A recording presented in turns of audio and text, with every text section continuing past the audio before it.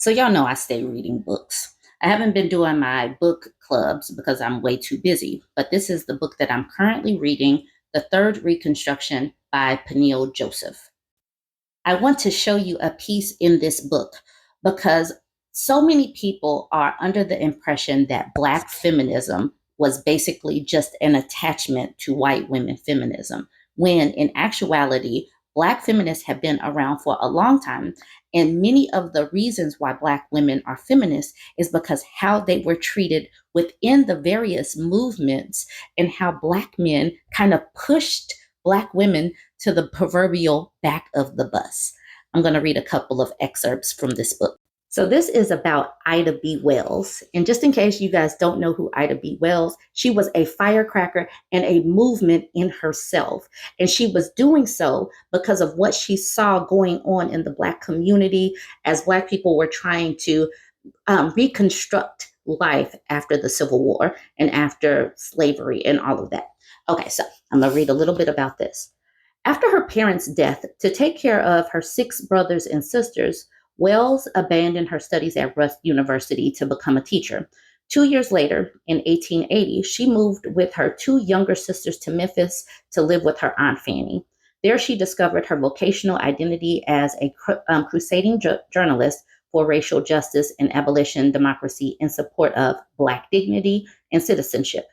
In 1883, she objected to an effort to remove her from the ladies' car to the colored section of a train in Mississippi. She sued the railroad and won her $500 award in damages, making newspapers headlines, including some that she wrote herself. In 1892, lynching of 3 Black men in Memphis inspired Wells to launch what would become known as her anti-lynching campaign. This was, in fact, America's first organized movement for criminal justice reform in the face of systemic anti-Black racism and violence. In her anti-lynching campaign, Wells pioneered forms of policy activism, investigative journalism, and social science research. She visited the sites of lynchings, made these scenes of unspeakable racial violence the focus of fact-finding missions, and shared the results with her increasing numbers of Black readers. Long before the founding of the NAACP and Black Lives Matters, Wells cataloged the brutality of her time for readers in such newspapers as Free Speech. 8 Negroes lynched since the last issue of Free Speech began one forensic accounting of racial terror. Her reportage spanned a wide geographical area from Little Rock, Arkansas to Anniston, Alabama, and from New Orleans, Louisiana to Clarksville, Georgia. Wells insisted that the grape allegations commonly used to justify the lynching of Black men hid a far less sinister truth about consensual interracial sex, a fact that would be very damaging to the moral reputation of white women if widely understood. Wells fled Memphis in fear of white retaliation in 1892. As a result of such ire, words stirred up. She became one of her generation's most vocal Black leaders, helping to organize opposition to white supremacy over the next 30 years. In New York City, writing for New York Age, Wells penned an editorial titled The Truth About Lynching on June 25, 1892, that distilled the predicament in which Black people found themselves. The lynch laws, she said, showed that the well-crafted image of the best men in the country was a sham. Their allegiance was to white supremacy, and their lives rested on a foundation of greed, cowardice, and an unwillingness to recognize the shared humanities of Blacks and whites. Wells' editorial exposed the fundamental lie behind the redemptionist logic.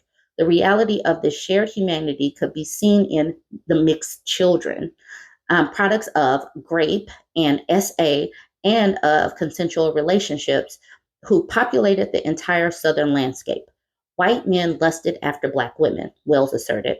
Their well-known preference for Afro-American women, adding a further layer of hypocrisy to grotesque and unjustified assault against the Black family in American policy and culture. So this is what they use, what white people use. They use the image of Black men to justify why they should hang folks, but they were sitting up here, the men, out here making mixed babies and not doing it with consensual relations, but they were able to, make their image in, make it angelic and make them the heroes of everything despite their behavior.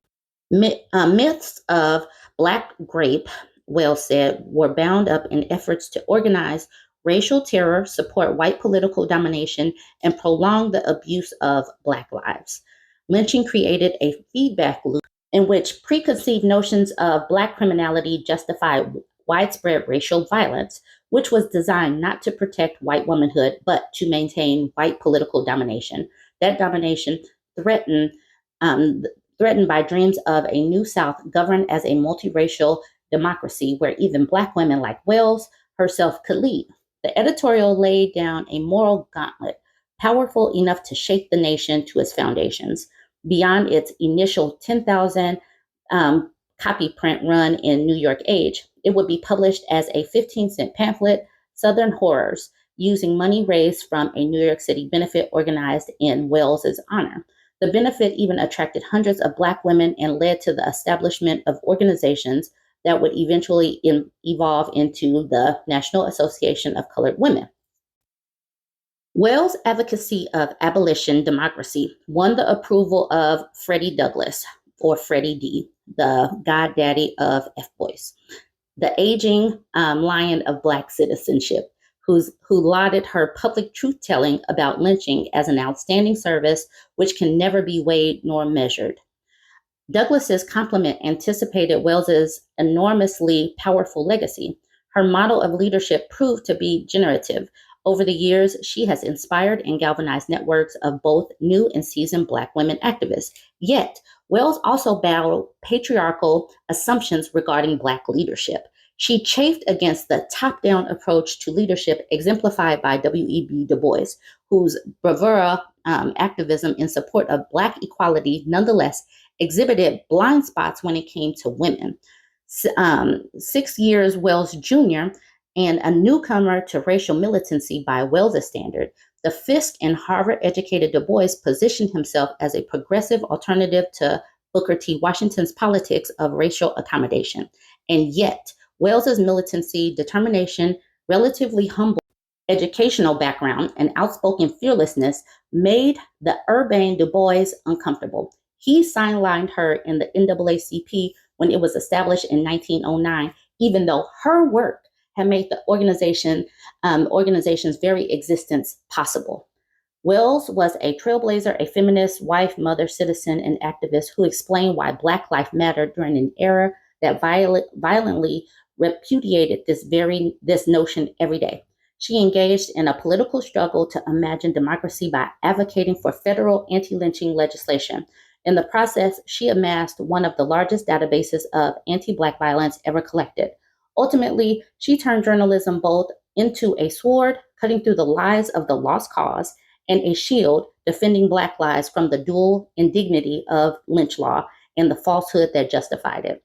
Through her investigative surveys of racial violence of the Reconstruction era and beyond, Wells modeled the political and activist energies that have characterized subsequent generations of Black feminist organizers, writers, and thought leaders as they have sought to transform the scope and scale of Black politics. Now, I want to talk about the fact that feminists are created.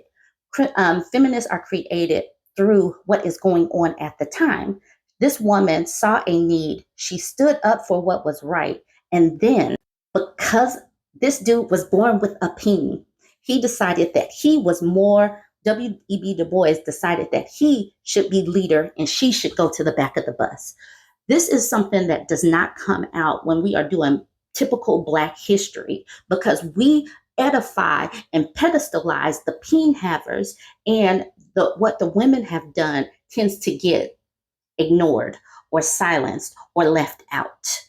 And so because of this woman and her work, the NAACP was even able to exist. But because he was a peen haver and she was a woman, he thought that she should be put back out to work to do the woman things. I just wanted to bring that out to you. You guys jump in the comments. Let me know what you think about this passage. Like, comment, share.